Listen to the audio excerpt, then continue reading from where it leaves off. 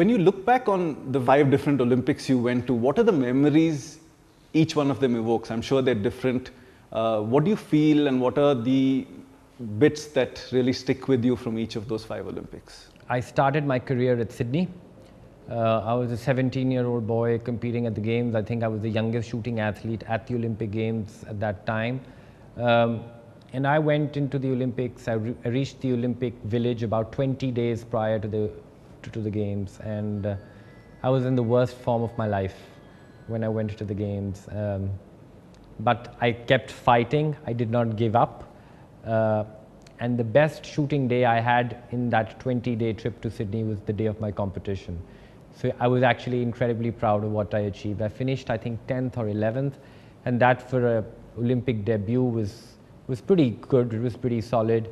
I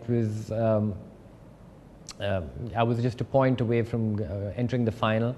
So it was a special moment, and actually that performance in Sydney gave me belief from deep within myself that, you know, it is possible for me to go and win a gold medal. And it was such a strong feeling which came just moments after I finished my last shot in Sydney.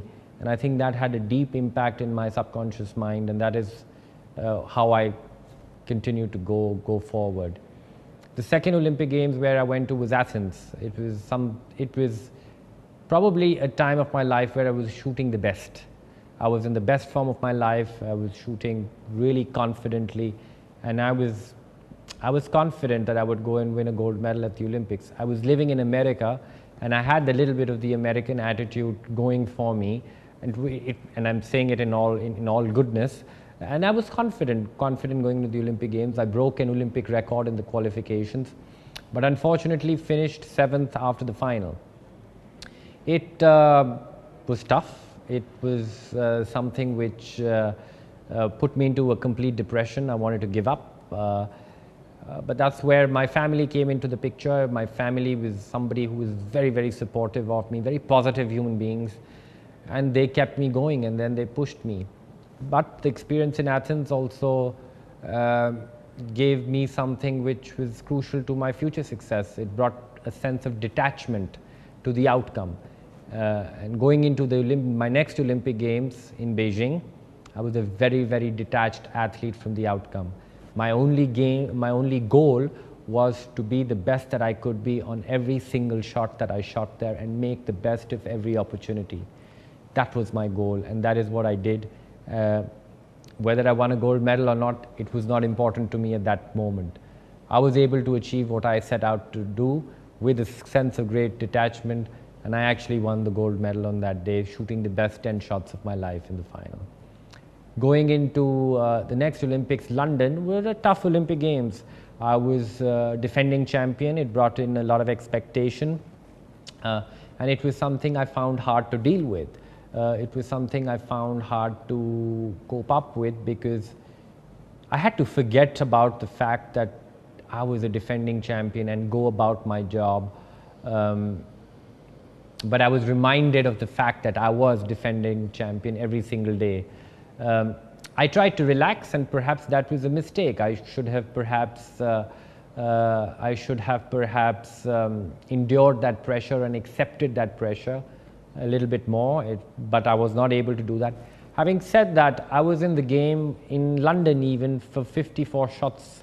I was in the leaderboard. I was in all probability making the final, and I had a couple of bad shots just at the last phase of my competition, and I dropped out of the final.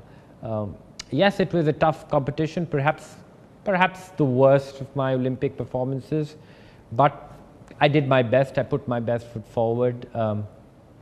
Going into Rio I think has been my favorite Olympic Games. It has been my best ever performance. I had a lot of health challenges going into Rio. I had a neurological issue that I had to fight, and I fought it well. And my sport was my refuge. My Olympic journey going into Rio was my savior. It was what brought me back to life, and that has been my most special Olympic Games. Going into the Games in Rio, I was healthy again. and my sport helped me get healthy again and get healthy again quickly. I finished fourth at the Olympic Games in Rio by a tenth of a point, but I finished fourth at the Olympic Games in Rio not because of a health problem. I finished fourth at the Olympic Games in Rio because I was not good enough for third. But I did my best, and I think that performance is something which is extremely special to me. Interesting you say that about Rio, because when you came back from Rio, I remember very clearly you saying that people responded far more positively and with far more understanding of your fourth place when compared to your gold medal of Beijing. Why do you say that, and how did that make you feel?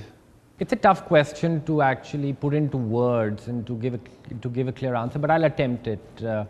I think when athletes win, and athletes win these spectacular gold medals and have these spectacular victories, I think people consider them to be superhuman beings who are strong, who are confident and almost invincible, and they can, whatever they do, they succeed. But in all reality, athletes are as ordinary as anybody else. They have as many insecurities than any normal person leading a regular life. And maybe perhaps when I finished fourth at the Olympic Games in Rio and people knew about my condition, etc., they were able to relate to it and relate a little bit to the fact that I was ordinary, I was having challenges, but I persevered, I worked hard. I didn't win a medal, but it was all about the endeavor. And that is what normal people do. Athletes and Olympic athletes are a very special and elite group, and not everybody can be an Olympic athlete. But perhaps my experience and perhaps my result and perhaps what I went through in preparing for Rio gave people an insight into the ordinary person that I was, the human being that I was, the human side of my journey, and perhaps that was the reason why people could relate to it a little bit more.